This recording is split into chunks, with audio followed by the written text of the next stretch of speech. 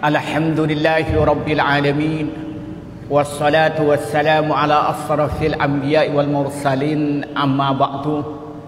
Para alim, para ulama, hadirin hadirat yang saya hormati, terutama akhinal karim Ustaz Muhammad Darwis yang saya hormati, dan juga yang saya hormati pengurus takmir Masjid Al-Huda yang saya hormati, ibu-ibu dan bapak yang saya hormati. Pertama-tama kita bersyukur kepada Allah Subhanahu wa taala, pada pagi ini Allah memberikan nikmat iman dan nikmat kesempatan untuk mendatangi majlis ilmu ini. Karena insya Allah ketika ibu-ibu dan bapak-bapak ini ikhlas karena Allah, ini merupakan Allah mempermudah kita menuju surga. Karena dalam hadis riwayatkan Imam Muslim, Rasulullah menyatakan, man salaka tariqan yaltamisu fihi ilman sahallahu tariqan ilal jannah, au kama qala. Kata Rasulullah, orang yang berjalan menuju tempat untuk mencari ilmu yang diniatin semata-mata karena Allah, maka Allah itu mempermudah untuk masuk surga. Semoga ini kita jalan untuk menuju surga. Amin ya rabbal alamin. Kedua kalinya rahmat dan salam dicurahkan kepada Nabi Muhammad sallallahu alaihi wasallam. Ibu-ibu dan bapak yang saya hormati, pada pertemuan kali ini kita akan membicarakan tentang hakikatul mahabbatir Rasul. Kita akan bicarakan tentang esensi cinta pada Rasulullah sallallahu alaihi wasallam. Kenapa jadi penting kita bicarakan ini? Karena syahadat kita setiap hari yang kita baca, la ilaha illallah Muhammadur Rasulullah, atau sempurnanya asyhadu an la ilaha illallah wa asyhadu anna Muhammadar Rasulullah. Aku bersaksi bahwa tidak Tuhan yang berhak disembah kecuali Allah, dan aku bersaksi bahwa Nabi Muhammad itu utusan Allah. Orang yang bersyahadat hanya la ilaha illallah tanpa bersyahadat dengan Muhammadur Rasulullah, maka syahadatnya tidak sah dan imannya tidak sah. Artinya apa? Antara iman kepada Allah dan iman kepada Rasulullah itu bagaikan dua sisi mata uang yang satu sama lain tidak dapat dipisahkan. Lalu kita bertanya, apa salah satu bukti kita bersyahadat Muhammadur Rasulullah? Apa satu bukti kita pernyataan asyhadu an la ilaha illallah wa asyhadu anna Muhammadar Rasulullah ini? Salah satunya adalah mahabbatur Rasul, adalah cinta kepada Rasulullah. Maka dalam hadis riwayatkan Imam Muslim, Rasulullah menyatakan, la yu'minu ahadukum hatta akuna ahabbu ilaihi min waladihi wa walidihi wan nasi ajmain.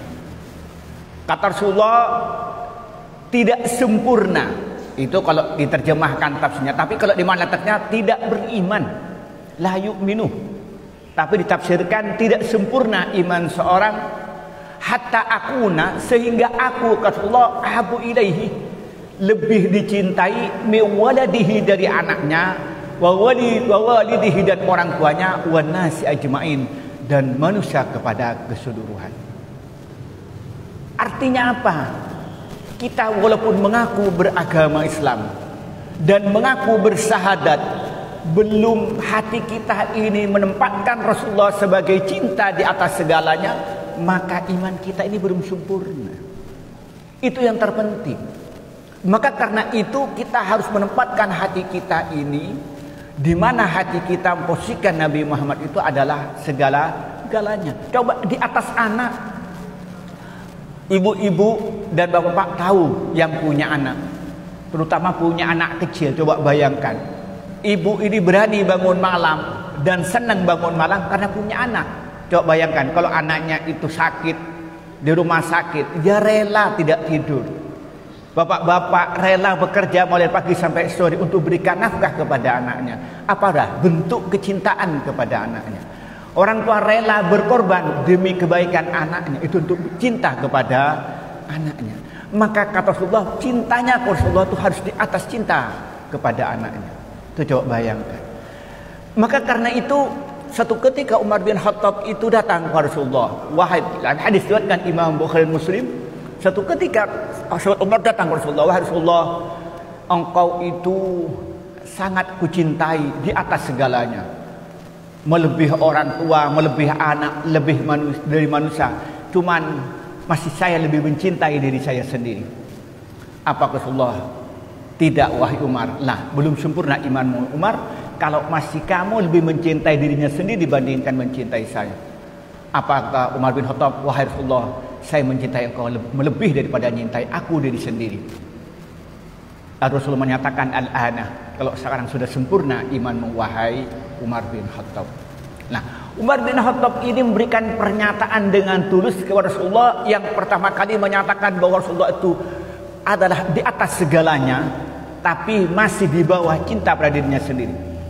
Rasulullah menegur, belum sempurna kalau masih melebihi cinta diri sendiri pada cinta Rasulullah. Tapi apa pernyataan terakhir? Aku mencintaimu wahai Rasulullah di atas mencintai aku sendiri. Itu maka karena itu coba lihat, kalau kita melihat potongan-potongan ini tidak pantas masuk surga, Pak.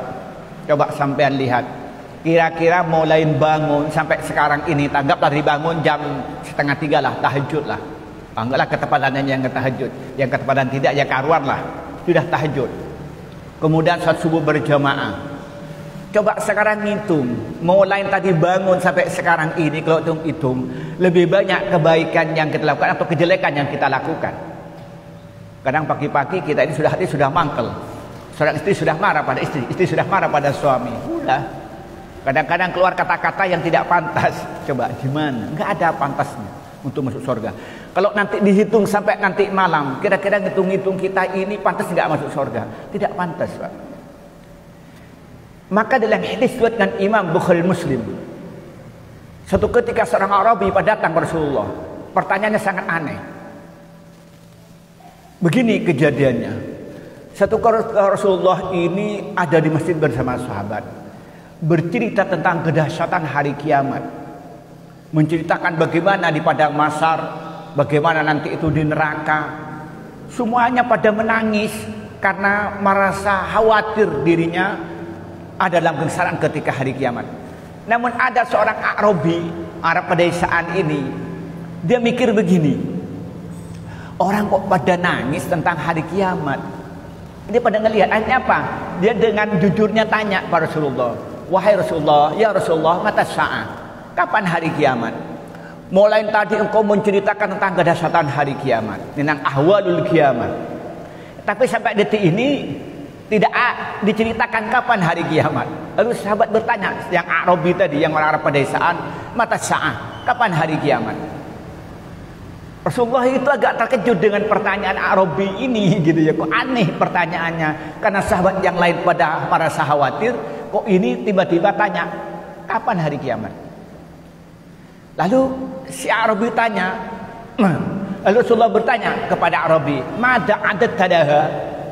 Kamu kok wanini, kok berani sekali tangkapan hari kiamat? Apa yang kau persiapkan hari kiamat? Kalau diteruskan, mungkin kalau diteruskan, tadi sudah diterangkan tentang kesulitan hari kiamat. Apa katanya si Arabi? Ma'adatu laha min katsiri sholati wasyami. Saya mempersiapkan hari kiamat tidak dengan memperbanyak sholat, tidak memperbanyak puasa. Ya cukuplah sholat yang wajib, kemudian berjamaah, ditambah qobliyah dan ba'diyah seperti yang lain lah. Dan saya juga berpuasa, puasa Ramadan dan puasa sunat yang lain tidak terlalu banyak. Walakinni uhibbullah wa rasulah. Namun saya ini cinta kepada Allah dan kepada Rasulullah. Apa jawab Rasulullah? Anta ma'aman ahbabtah. Engkau akan bersama dengan orang yang kau cintai. Maka katanya Imam Ibnu Hajar dalam kitab Fathul Bari ini, berangkat dari hadis ini, ketika kita ini betul-betul cinta Rasulullah dengan tulus ikhlas, maka dengan izin Allah, biiznillah, insyaallah kita bersama Rasulullah. Jadi kalau potongan amalnya itu tidak ada, Pak, terus terang saja, sudahlah anggap yang tahajud tadi malam subuh itu, apa dulu itu sebelum subuh sudah tahajud, dihitung sampai sekarang, kalau dihitung lebih baik, lebih banyak mana kebaikan dan keburukannya? Saya yakin lebih banyak keburukannya. Kalau dihitung sampai malam hari ini, keluar ke pasar, keluar ke toko, waduh sudah nggak kehitung keburukan yang kita lakukan. Maka yang kita andalkan ini yang paling efektif apa? Mahabbatur Rasul, cinta kepada Rasulullah. Kemudian yang bertanya kepada kita, apa sih cinta pada Rasul itu? Ulama mendefinisikan bermacam-macam cinta kepada Rasul itu. Ada yang mendefinisikan itu mahabbatur rasulihya mailuhu wa tiba'uhu wa qida'uhu wal jihadu fi sabilihi. Dia mendefinisikan cinta kepada Rasulullah itu adalah mendefinisikan hatinya yang cenderung kepada Rasulullah. Kalau bahasa kita, cinta kepada Rasulullah. Yang cinta itu melahirkan ketaatan kepada Rasulullah dan melahirkan menteladani Rasulullah dan berjuang untuk meninggikan agama yang dibawa Rasulullah. Itu definisikan cinta. Ya, kalau ibu-ibu kan sudah merasakan bagaimana cinta kepada anaknya. Jelas beda cinta kepada bapaknya. Begitupun bapak cinta kepada istrinya beda dengan cinta kepada anaknya. Itu namanya mailul qalbi. Memang hati kita ini cinta kepada Rasulullah. Satu ketika sahabat Ja'far bin Abi Thalib itu hijrah, itu mengirim utusan ke Raja Habasyah supaya orang-orang hijrah rombongan yang dibawa oleh Ja'far bin Abi Thalib itu dikembalikan kepada orang-orang Quraisy Mekah. Lalu terjadilah, lalu apa pertanyaannya tanya gitu, bagaimana tentang Muhammad itu? Apa jawabnya Abu Sufyan yang pimpinan delegasi yang itu pada waktu itu masih belum masuk Islam, karena Abu Sufyan itu Muslim ketika pembebasan kota Mekah. Sedangkan ini terjadi kepada Ja'far bin Abi Thalib ketika Rasulullah itu masih di Mekah. Apa jawabannya Abu Sufyan? Ma ra'aitu rajulan yuhibbu sahibahu kama yuhibbu sahibu Muhammadin Muhammada. Katanya, belum aku dapatkan seorang teman yang mencintai temannya melebihi mencintainya sahabatnya Muhammad kepada Muhammad. Coba. Jadi Abu Sufyan ketika dirinya itu seorang masih belum beriman kepada Nabi Muhammad, dia berkata jujur. Karena orang Arab pada waktu itu walaupun dirinya tidak beriman, kejujuran sangat dijaga. Katanya Abu Sufyan, dia bercerita, saya sebenarnya mau berdusta ketika ditanya oleh Raja Habasyah tentang Muhammad. Tapi kalau saya berdusta lalu ketahuan saya berdusta, di mana ketokohan saya sebagai pemimpin Arab? Tapi kalau saya jujur akan saya menyampaikan kebenaran Muhammad, maka terpaksa saya harus jujur. Jawaban saya apa ditanya oleh Raja Habasyah? Apa di antara jawabannya itu? Tidak ada yang kudapatkan orang yang mencintai temannya melebihi cintanya temannya Muhammad kepada Nabi Muhammad. Coba bayangkan. Nah, itu kita bisa dilihat bagaimana. Coba Bapak itu baca misalnya dalam kitab Fiqhus Sirah yang karang oleh Syekh Ramadan Al-Buti, atau misalnya baca kitab misalnya Muhammadur Rasulullah Muhammad, umpamanya itu yang dikarang oleh Muhammad Rashid Ridha misalnya, atau yang sangat terkenal di Indonesia itu misalnya Ar-Rahiqul Maktum yang dikarang oleh Syekh Abdurrahman Al-Kafuri misalnya. Ini waktu kejadian pada perang Uhud. Perang Uhud ini adalah perang yang terjadi pada tahun ketiga Hijriah, di mana di situ perangan itu terjadi kekalahan umat Islam, yang di situ banyak orang yang terbunuh, yang menurut sejarah itu 70 orang yang terbunuh dan 70 kena tawanan, dan di antara yang terbunuh itu adalah paman Rasulullah yang sangat dicintai, yaitu Sayyidina Hamzah. Apa yang terjadi? Ketika itu perangan kalah, maka Rasulullah itu hampir mau dibunuh oleh orang-orang kafir pada waktu itu. Yang pimpinan perang itu sebelum Khalid bin Walid masuk Islam itu adalah Khalid bin Walid. Ketika itu Rasulullah itu mau dibunuh orang kafir dengan ditikam dengan pedang, kemudian dilempar dengan anak panah. Apa yang terjadi? Maka sahabat-sahabat itu rela dia itu mengelilingi Rasulullah dan rela menjadi taming. Coba bayangkan, rela menjadi taming. Apa itu? Bentuk kecintaan sahabat kepada Rasulullah. Sampai rela dirinya itu dipukul dengan pedang berkali-kali. Rela badannya itu dilempar dengan anak panah. Apa dah? Bukti kecintaan kepada Rasulullah. Jadi rela berkorban. Kenapa? Karena cinta kepada Rasulullah. Maka itulah sahabat itu tidak terukur bagaimana kecintaannya kepada Rasulullah. Kemudian kejadian yang paling terkenal, ketika Rasulullah itu hijrah, itu berdua dengan Abu Bakar As-Siddiq. Dalam episode sejarah hijrahnya itu apa? Rasulullah naik ke Gua Sur. Di Gua Sur itu lalu masuk ke dalam gua. Apa yang terjadi? Kata Abu Bakar, sebelum Rasulullah itu masuk ke Gua Sur itu, saya yang masuk ke dalam gua itu. Kenapa katanya? Kalau memang ada binatang yang berbisa, biar saya yang terbunuh lebih dulu. Coba bayangkan, itu kecintaan Abu Bakar. Jadi rela mengorbankan diri, dia masuk ke dalam gua yang tidak pernah dimasukin oleh orang, yang berpotensi di situ ada ular-ular, ular kobra, gurun pasir yang begitu menggigit langsung mati. Dan juga binatang-binatang lainnya yang berbisa.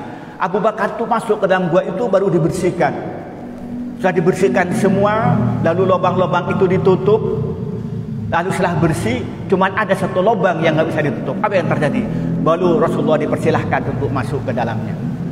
Setelah masuk lalu Rasulullah itu tidur di paha Abu Bakar. Itu menunjukkan apa? Kedekatan Rasulullah dengan Abu Bakar.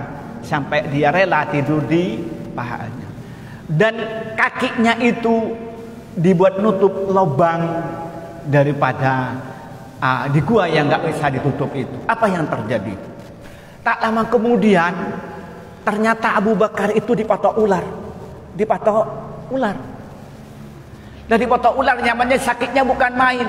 Tapi apa yang terjadi? Abu Bakar sama sekali tidak bergerak menahan sakit karena khawatir Rasulullah itu terbangun.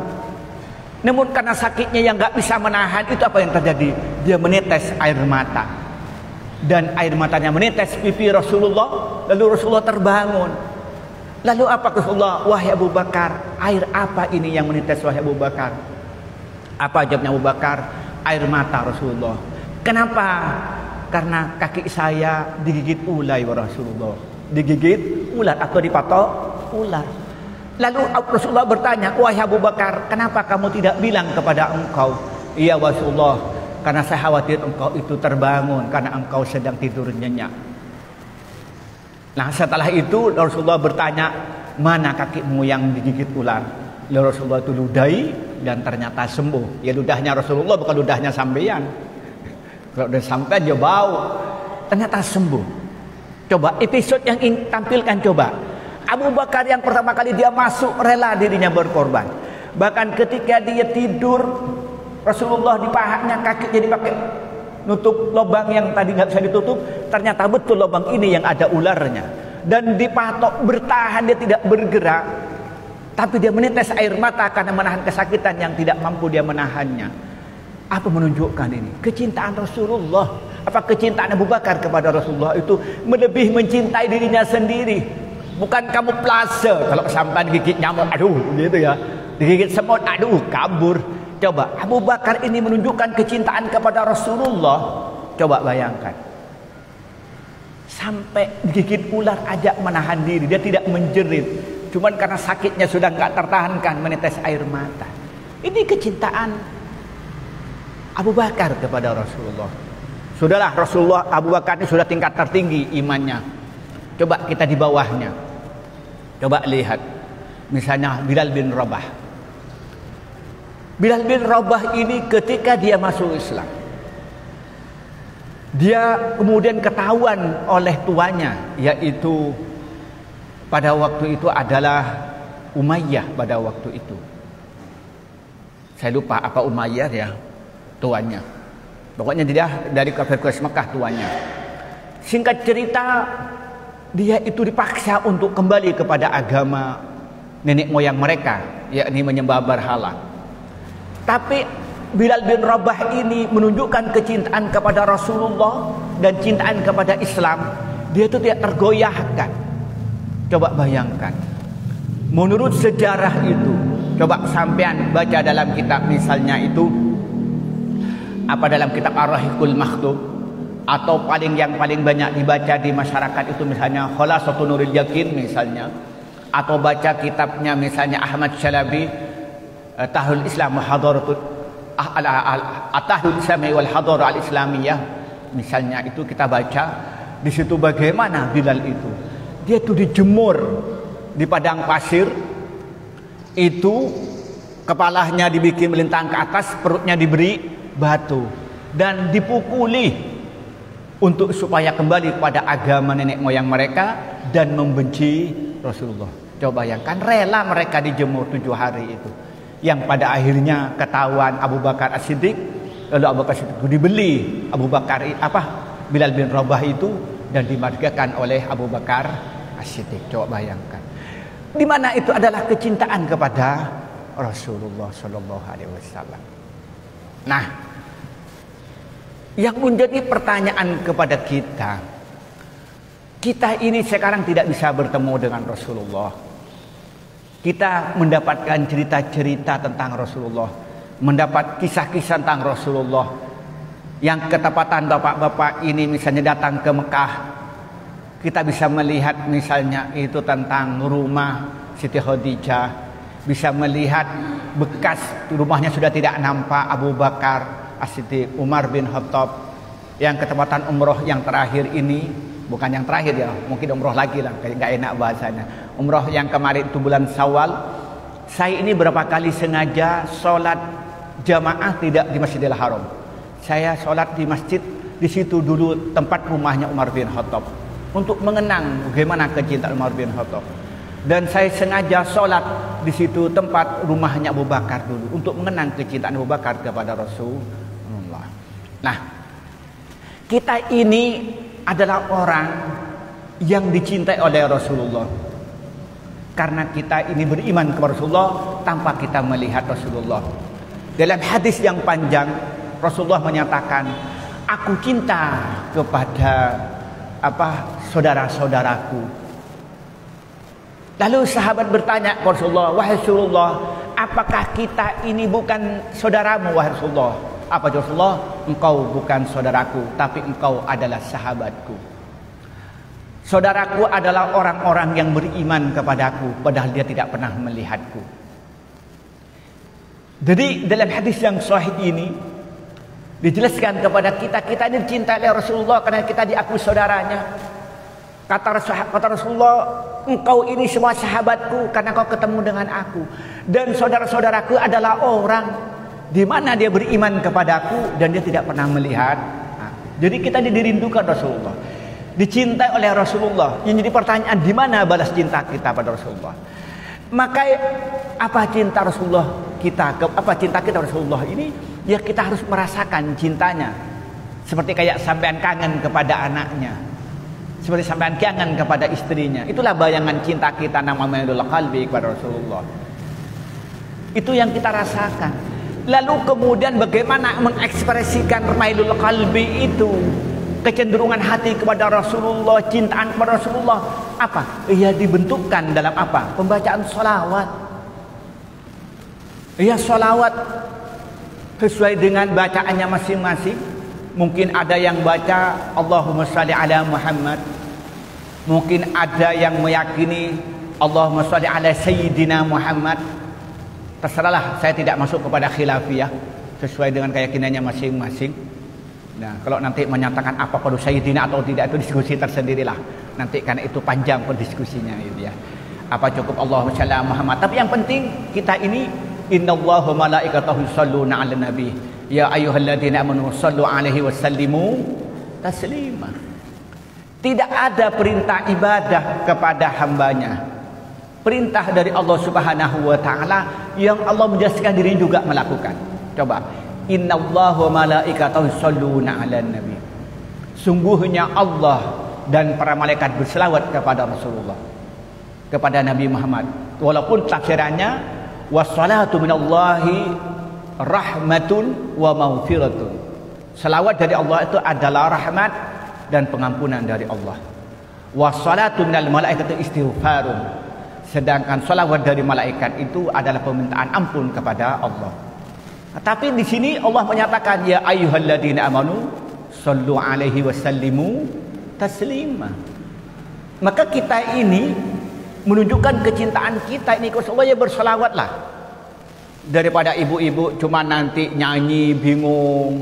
Apalagi zaman sekarang ini ibu-ibu muda, mungkin ibu sepuh tidak, kadang-kadang sambil goreng update status ya. Kadang-kadang dia goreng kerupuk di foto sedang goreng kerupuk. Kan begitu Bu ya. Kadang-kadang dia pergi ke warung karena dianggap warungnya istimewa. Sebelum makan di foto, thread, lalu diupdate di IG-nya, di FB-nya. Makan siang yang menyenangkan. Kan dibikin orang itu ngiler. Iya Pak ya. Kenapa enggak dibacain salawat, baca doa? Allahumma barik lana fima razaqtana wa qina adzabannar. Kenapa? Yang lebih parah lagi, kadang-kadang ibunya sakit di foto. Mohon doanya semoga lekas sembuh. Allah disuruh baca satu sampean itu. Lah, kita makan perbanyak sholawat. Kenapa? Kalau kita baca sholawat 1 kali, oleh Allah dibalas rahmat 10 kali. Coba, kita ini hidup menjadi tenang, badan sehat, rizki mudah, anak menyenangkan, istri menyenangkan, teman-teman yang baik. Ini adalah berkat rahmat dari Allah. Di dalam hadis yang sahih menyatakan, man shalla alayya salatan wahidan sallallahu lahu biha asra. Barang siapa yang baca selawat kepadaku 1 kali, maka dengan selawat itu Allah membalas padanya dengan 10 rahmat. Itu bentuk cinta pada Rasulullah. Apalagi kita disebut, kata Rasulullah, orang yang paling pelit disebut namaku di sandingnya tapi tidak baca selawat kepada aku. Berulang-ulang semoga dicurahkan pada Nabi Muhammad, santai-santai aja gitu, tidak menyatakan Allahumma shalli ala Muhammad, Allahumma shalli alaihi. Lupa kita ini. Jadi karena kata ini, ketika kita menunjukkan cinta kepada Rasulullah, itu kita selalu ingat pada Rasulullah. Man ahabba syai'an kasura dzikruhu. Kalau orang cinta kepada sesuatu maka selalu ingat kepadanya. Apa bentuk cintanya kita? Ya baca selawat itu. Sesuai dengan versinya masing-masing. Sudahlah. Oh, saya ingin selawat yang pendek-pendek saja. Ya persilahkan. Apa selawat Ibrahim ya?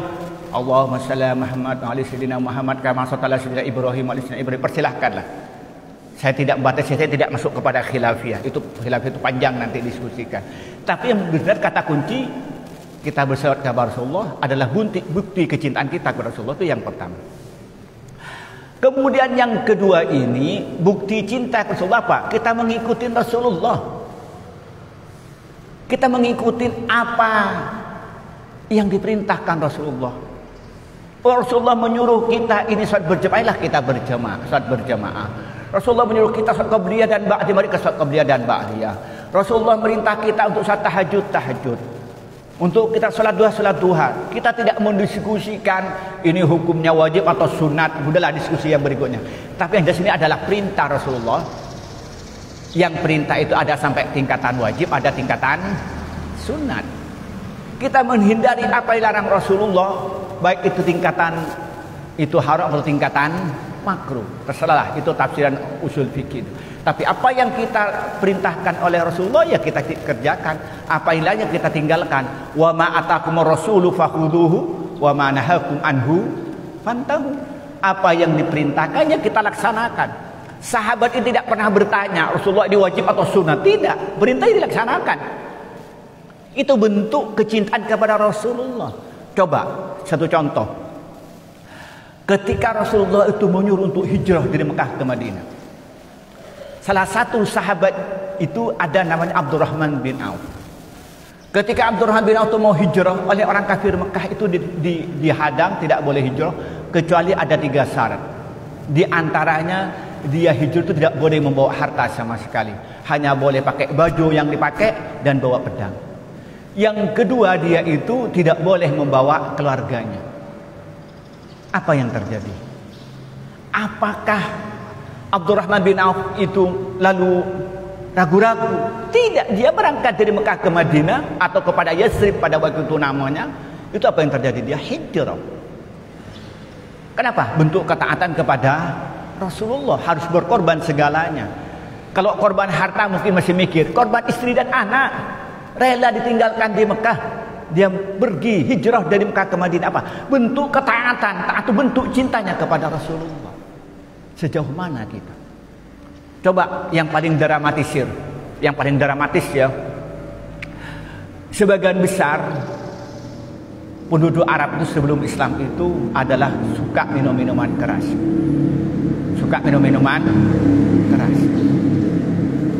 Dan ada sebagian, tidak semuanya, hanya beberapa sebagian orang itu setelah masuk Islam masih sulit meninggalkan kebiasaan itu. Sampai dia beriman di Mekah kemudian pindah ke Madinah atau pindah ke Yathrib, makna nama aslinya. Singkat cerita, ketika turun ayat tentang larangan Khamr, apa yang terjadi? Maka semuanya berhenti minuman itu. Sampai di gambar Nurul Yakin itu Imam Az-Zajjaj itu menceritakan apa? Sampai saking banyaknya minuman keras yang dibuang ketika turun ayat tentang larangan minum Khamr itu, sampai seakan-akan jalan-jalan di Madinah itu banjir dengan minuman keras. Coba, mereka nggak nunggu tentara. Tapi apakah sahabat ini ragu-ragu untuk mentaati pertempuran itu? Tidak. Berangkat dan bertempur dan ternyata menang beneran. Di mana itu? Cinta. Itu melahirkan ketaatan pada Rasulullah. Sudahlah. Kemudian ini sudah dilihat-lihat oleh Ustaz Darwis ini, saya persingkat saja. Kemudian yang kedua itu menjadikan Rasulullah sebagai teladan. Kadang-kadang sampai ini kan lebih banyak menjadikan teladan kan bintang-bintang film, penyanyi, artis gitu ya. Kalau saya tanya misalnya kalau zaman-zaman saya ini kan penyanyi yang terkenal itu Michael Jackson, kemudian Madonna.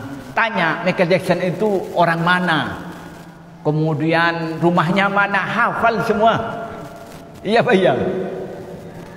Kalau ibu itu mungkin ibu-ibu yang sezaman dengan saya, kalau penyanyi Indonesia itu kan ada misalnya itu Ahmadi, penyanyi Awara itu hafal kalau ditanyakan dia itu Arofik ya hafal. Tapi tabak tanyakan siapa istri Rasulullah itu satu persatu enggak hafal, paling hafalnya cuma Siti Khadijah, Siti Aisyah, selain itu enggak hafal. Lebih parah lagi ditanyakan siapa nama-nama anak Rasulullah, punya anak laki-laki 3, 4 perempuan, siapa nama-namanya, enggak hafal. Ngeri kan? Yaitu kita menyatakan cinta pada Rasul. Kalau sudah tidak tahu, kalau tertanya bagaimana Rasulullah itu ibadahnya, enggak banyak hafal. Bagaimana Rasulullah itu akhlaknya kepada istrinya, banyak yang tidak tahu. Bagaimana sikap Rasulullah kepada anak-anaknya, banyak yang tidak tahu. Bagaimana kita akan menteladahi Rasulullah kalau kita tidak tahu Rasulullah? Jadi di mana qudwah ini? Padahal kita sering mendengarkan terutama di bulan-bulan Maulid, laqad kana lakum fi Rasulillahi uswatun hasanah. Bagi siapa? Liman kana yarjullaha wal yaumal akhir wa dzakarallaha katsiran.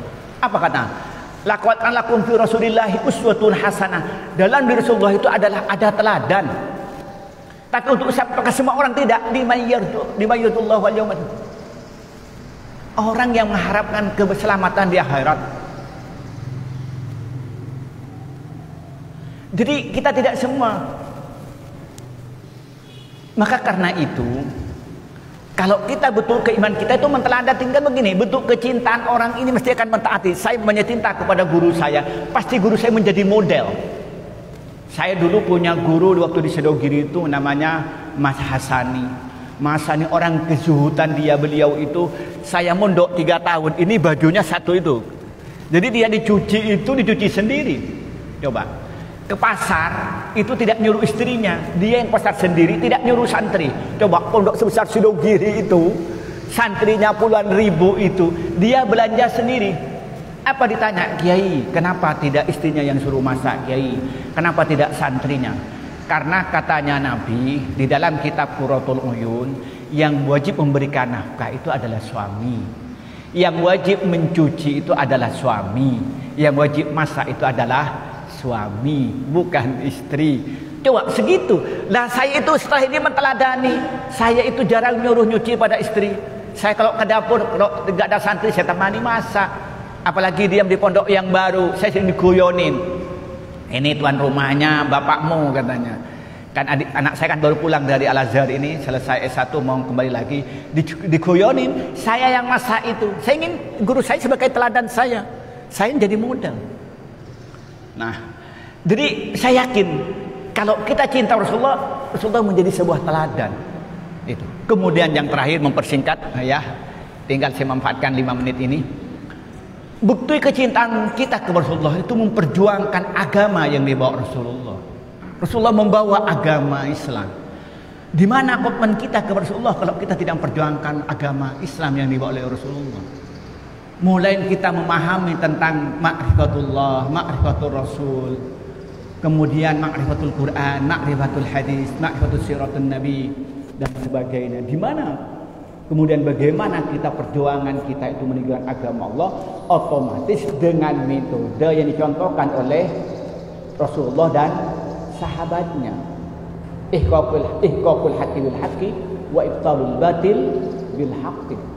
Ia menegakkan kebenaran dengan cara yang benar dan menghilangkan kebatilan dengan cara yang benar. Al-ghayah la tubirul wasail.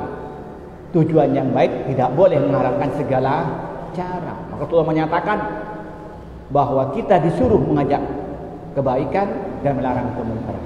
Tapi Allah berikan penjelasan dalam Quran, apa katanya? Ud'u ila sabili rabbika bil hikmah wal mau'izatil hasanah wajadilhum billati hiya ahsan. Nah, itulah komitmen kita ini, cinta kepada Rasulullah ini. Maka kita ini kalau ingin selamat di akhirat, agar supaya menjadi Nabi Muhammad sebagai syafaat nanti memberikan syafaat di akhirat, maka yang harus kita tanamkan dalam kita adalah cinta kepada Rasulullah.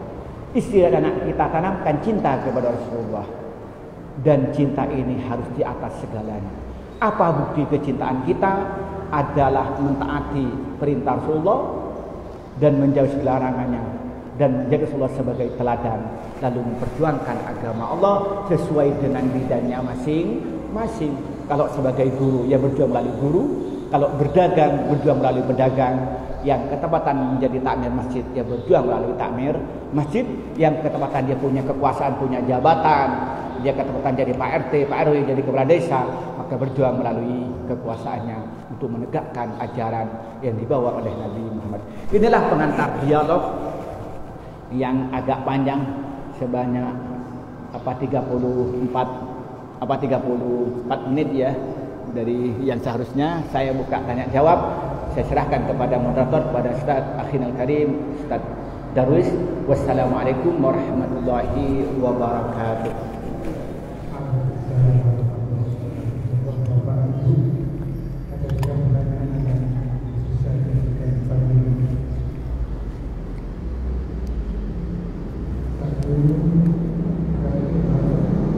Ibu-ibu nggak pernah tanya.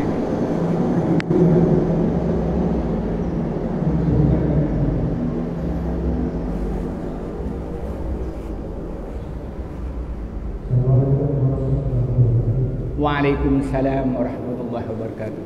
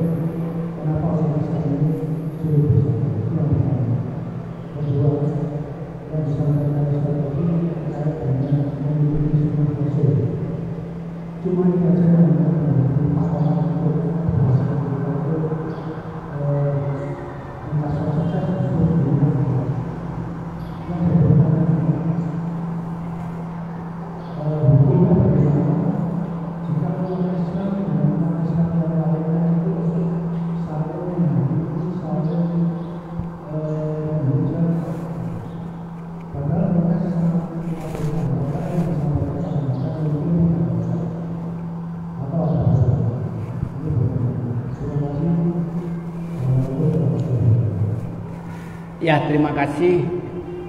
Yang saya pahami pertanyaannya dua. Mengapa umat Islam itu sulit bersatu?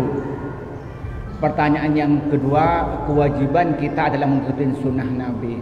Tapi kenyataannya kenapa satu sama lain saling menyalahkan? Begitu ya. Yang pertama, konsep tentang kenapa sulit bersatu itu dengan pertanyaan kedua itu jadi satu perjawabannya. Yang pertama, kita ini banyak mengikuti ajaran agama itu adalah mengikuti tafsiran agama. Tafsiran ajaran agama. Jadi ketika misalnya kita Al-Quran, kita menyatakan kembali kepada Al-Quran, oke, kita sepakat. Tapi kenyataannya kan mengikuti tafsirannya gurunya yang diyakini masing-masing. Umpamanya saya berguru pada Ustaz Darwis ini, mesti saya itu lebih menerima tafsirannya saudara Muhammad Darwis ini, Akhi Enal Karim ini, dan tidak mau menerima pada tafsiran kepada guru yang lain. Itu yang menjadi problem. Nah, karena setiap individu, setiap kelompok itu, setiap organisasi itu lebih menerima tafsirannya tokoh organisasi masing-masing itu, yang kenyataannya mabda'nya, cara berpikirnya mereka berbeda, maka otomatis penafsirannya berbeda. Akibatnya apa yang terjadi? Maka sulit bersatu. Pamannya ada organisasi A, dia kan punya tokoh-tokoh. Generasi B itu punya tokoh-tokoh, baik tokoh organisasi atau tokoh agama. Nah, pengikut organisasi kelompok A ini tidak mau menerima tafsiran kelompok organisasi B. Begitupun yang lima organisasi B ini tidak mau menerima tafsiran organisasi A. Apa yang terjadi? Maka dia itu yang terjadi, setiap individu itu akan mengikuti tafsiran agama organisasi masing-masing. Kalau ini yang terjadi, apa yang terjadi? Maka sulit bertemu, sulit bersatu. Yang lebih parah lagi, kadang-kadang yang ditokohkan itu pengetahuan agamanya sangat sederhana. Banyak pemahaman teks Al-Quran, dia pemahaman yang kurang komprehensif.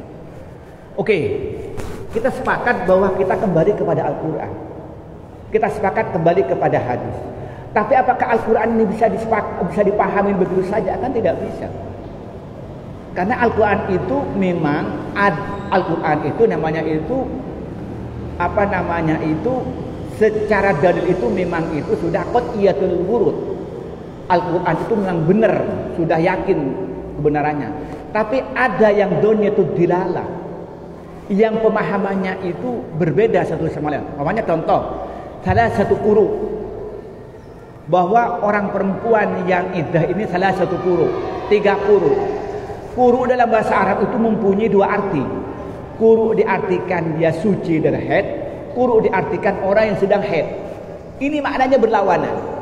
Sekarang satu kuru ini dipahami perempuan iddahnya apa 3 haitan, apa 3 sucian.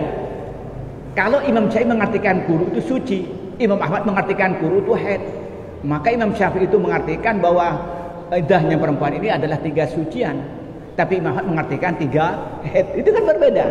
Jadi ini aja. Kemudian kembali kepada hadis. Coba ada hadis yang berbunyi begini, terjemahannya yang saya sampaikan baca Jumatan. Kalau ada khotib sedang khutbah, maka kita suruh mendengarkan khutbah. Kan begitu? Kan begitu Pak ya? Kemudian ada hadis, kalau masuk ke dalam masjid tidak boleh duduk kecuali sholat 2 rakaat. Iya Pak ya? Pertanyaan sekarang, bagaimana kalau orang itu masuk masjid sedang imam itu khutbah? Apa langsung duduk atau mendengarkan khutbah? Coba. Kalau yang menyatakan sholat ini ada hadisnya. Yang menyatakan langsung duduk ada hadisnya. Berarti kita kan perlu usul fikih namanya ta'arudun nassaini. Ada 2 nas secara zahir ini berlawanan. Itu yang pertama. Kemudian Al-Quran sendiri, kalau kita tidak tahu tentang nasih mansukh, tidak paham usul fikih tentang teori nasih mansukh, kan bingung. Coba. Al-Quran itu bicara tentang khomer itu yang terang itu memang ada 4 tahap, tapi ada 3 tahap yang paling lihat. Yang pertama, Homer itu hanya diberikan gambaran perbuatan yang tidak baik lah. Kemudian ada ayat berikutnya, ayat ini Homer itu tidak boleh diminum kecuali dekat-dekat sholat. Yang terakhir ayat ini menyatakan tidak boleh minum Homer sama sekali, kan begitu. Sekarang kalau tidak paham tentang teori nasih mansukh, kita mau ikut ayat yang mana? Apa mengikuti ayat yang boleh kecuali waktu mau sholat, atau tidak boleh sama sekali, atau memang cuma sekedar tidak baik lah. Lah berarti kita kembali kepada Al-Quran sendiri, itu harus ada ilmunya, namanya nasih mansukh. Belum lagi tentang ayat dengan hadis, kemudian hadis dengan hadis, belum lagi tentang hadis sahih dan dhaif. Kemudian kalau hadis sahih sama dhaif berlawanan mau bagaimana? Nah, artinya apa yang terjadi? Ternyata imam-imam yang mereka ikuti ini pengetahuan memahami teks Al-Quran dan hadis ini sangat sederhana, sehingga mengeluarkan fatwa-fatwa yang kadang-kadang kurang pas. Lah, ternyata si organisasi A ini gunung fanatik. Begitupun yang organisasi B juga begitu. Kadang-kadang kan hawa nafsu pimpinannya, semangat keorganisasian, dia mengeluarkan fatwa yang berlawanan dengan kelompok lain. Maka terjadilah mereka itu sulit dipertemukan. Apa yang terjadi? Karena mereka kemampuan ilmunya itu sangat sederhana, maka yang dicaci itu individunya. Karena orang yang berintelektual tinggi itu yang diskusikan itu adalah pemikiran. Orang yang berintelektual menengah itu yang diskusikan tentang kejadian-kejadian yang terjadi. Tapi intelektual yang sangat rendah yang diskusikan adalah individu. Nah, yang terjadi zaman sekarang ini yang terjadi. Sementara organisasi ini banyak. Di Indonesia yang terdaftar di Kemenkumham itu banyak sekali. Walaupun yang nampak ke permukaan banyak itu sekitar 5 sampai 6 ya. Yang besar di Indonesia ini ada 3 gitu, yang ada 5 yang paling terkenal di Indonesia, mulai dari misalnya itu NU, Muhammadiyah, ada Al-Irsyad, ada Persis dan lain sebagainya, ada Nahdlatul Wathon dan sebagainya.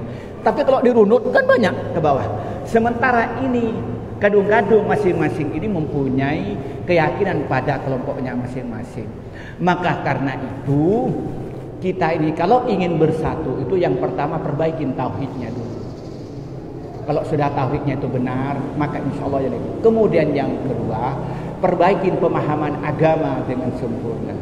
Kemudian yang ketiga itu tanamkan, kalau masalah fikih ini adalah masalah furu'iyah, mesti setiap individu punya pemahaman yang beda-beda. Maka melahirkan toleransi dalam masalah fikih itu yang terjadi. Itu menurut saya konsepnya, tapi realitasnya tidak gampang. Itulah mungkin dari 2 pertanyaan, jawabannya adalah 1. Itulah mungkin dari saya. Maka kata kuncinya, mari kita ini bertamasya. Banyak buku yang dibaca, baik yang dianggap sepaham dengan dirinya atau yang tidak sepaham dengan dirinya. Itu saya yang lakukan selama saya belajar. Semua madhab saya baca, ketepatan saya fikih muqaranah, S1 saya perbandingan madhab. Saya mempelajari 8 madhab, mulai dari madhab Syafi'i, madhab Hanafi, madhab Maliki, madhab Syafi'i, madhab Hambali, kemudian Zahiri, kemudian Zaidiyah, kemudian Abu Thawr, dan juga An-Nakhai. Saya pelajarin semua itu 8 itu. Maka saya timbullah perasaan toleransi kalau masalah fikih. Juga aliran tauhid juga saya pelajari, mulai dari Asy'ari, Jabariyah, Qadariyah, kemudian Mu'tazilah, kemudian Asy'ariyah, kemudian juga Syiah, terutama Syiah Zaidiyah, saya pelajari. Sehingga kita ada toleransi dalam hal tertentu, tapi ada fanatisme dalam hal tertentu, ada prinsip yang kita yakini yang tidak boleh diganggu-gugat, tapi ada satu sisi bahwa ini adalah perbedaan dalam memahami teks Al-Quran dan hadis. Itulah mungkin jawabannya, tidak begitu fokus. Kata kuncinya kita banyak dipengaruhi dalam pemahaman teks dari Al-Quran dan hadis. Karena kita lebih banyak beragama itu adalah beragama tafsiran terhadap teks-teks agama, tafsiran dari Al-Quran dan hadis. Itu mungkin dari saya. Jelas? Ya, oke. Cukup karena terlalu siang. Ya. Dari ibu-ibu mungkin ada 1 kali ditawarkan, nanti kita tidak adil. Ada ibu-ibu? Enggak ada. Ya. Terima kasih. Sekali lagi mohon maaf kalau ada pertanyaan, persilakan nanti capri pada saya, insyaallah saya jawab. Kalau pertanyaan singkat saya akan jawab dengan WA, tapi kalau nanti ternyata itu panjang akan saya VN. Tapi kalau saya perlu diskusi akan saya telepon balik ketika waktu saya senggang untuk mendiskusikan begitu. Dari saya, ketepatan yang ingin dapat nomor teleponnya silahkan kepada Ustaz Darwis ini, nanti minta nomor telepon saya. Dari saya lebihnya mohon maaf. Wallahul muwaffiq ila aqwamit thoriq. Wassalamualaikum warahmatullahi wabarakatuh.